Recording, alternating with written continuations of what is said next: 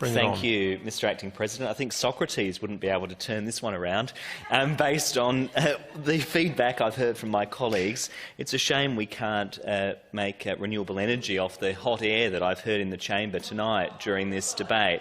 It is disappointing to hear once again the Labor and Liberal parties clamouring over themselves to support gas and dirty fossil fuels. One of the most erroneous arguments that we've heard, I think, during this debate is the ongoing suggestion that gas is somehow cheaper.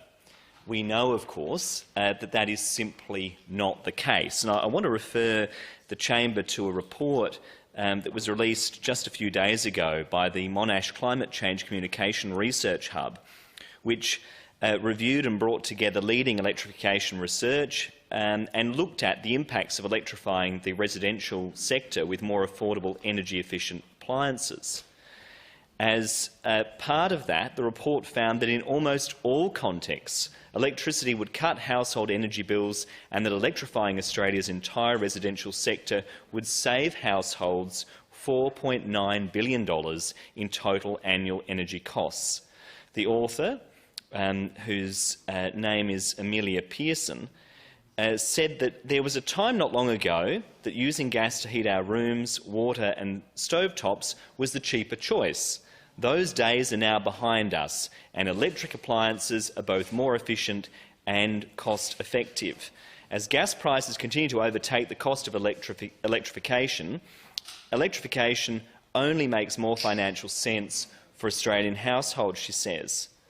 And the report looked at the yearly energy savings that could come from 4 primary sources: gas network connection fees, electrifying hot water systems, electrifying heating and induction cooking appliances.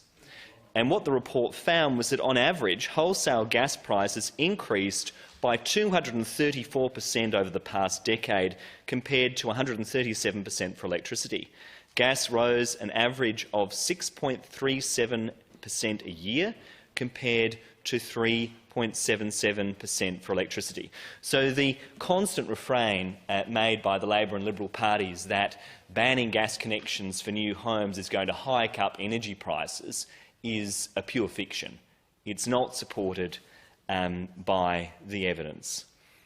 It is disappointing that the 2 major parties in our state are hooked on gas, because it is bad for carbon emissions and it is bad for community health and well-being.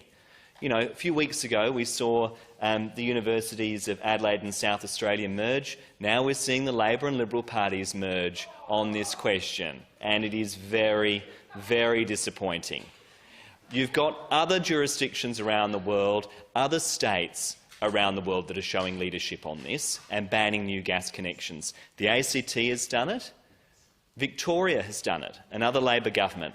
But here in South Australia, you've got the Labor government in the arms of the gas companies, in the arms of the fossil fuel industry, and it is profoundly disappointing. And the Labor Party needs to do a lot better. And I will call a division so that you can all justify your position to your constituents in the middle of a climate emergency.